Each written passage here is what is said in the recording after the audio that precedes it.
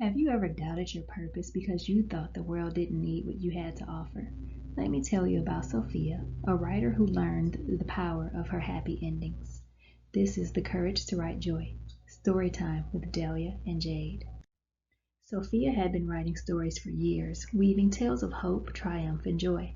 Her characters always found their way to a happy ending, no matter how dark the beginning or tumultuous the middle. She was proud of her work until doubt crept in.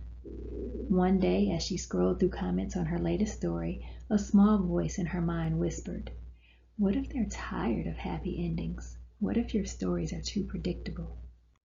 Sophia closed her laptop and sighed. The voice wasn't new. It had been there all her life, growing from a seed planted in her childhood. Her parents used to say, "All good things come to an end." It was a phrase meant to temper her expectations, but it had instead instilled a quiet fear that joy was fleeting, that happiness was a fragile thing destined to shatter.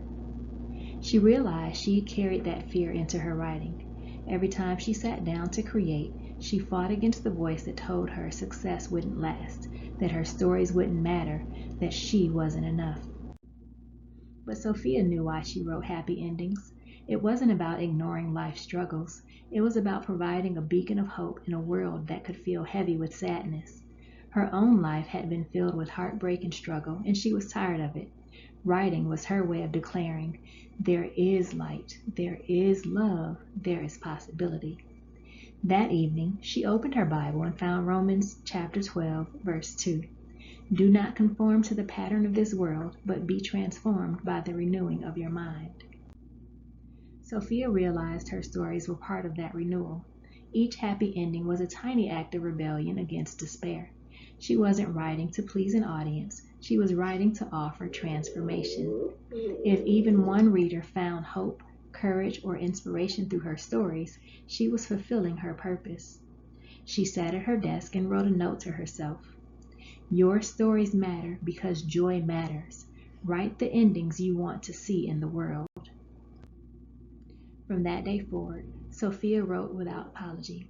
She embraced her gift for happy endings, knowing they were her way of contributing to a better, kinder, more hopeful world. Her fears still whispered, but her faith was louder. Hope isn't cliche, it's transformative. Don't let doubt stop you from sharing your light. What's your way of adding goodness to the world? Follow for more stories of faith, purpose, and transformation.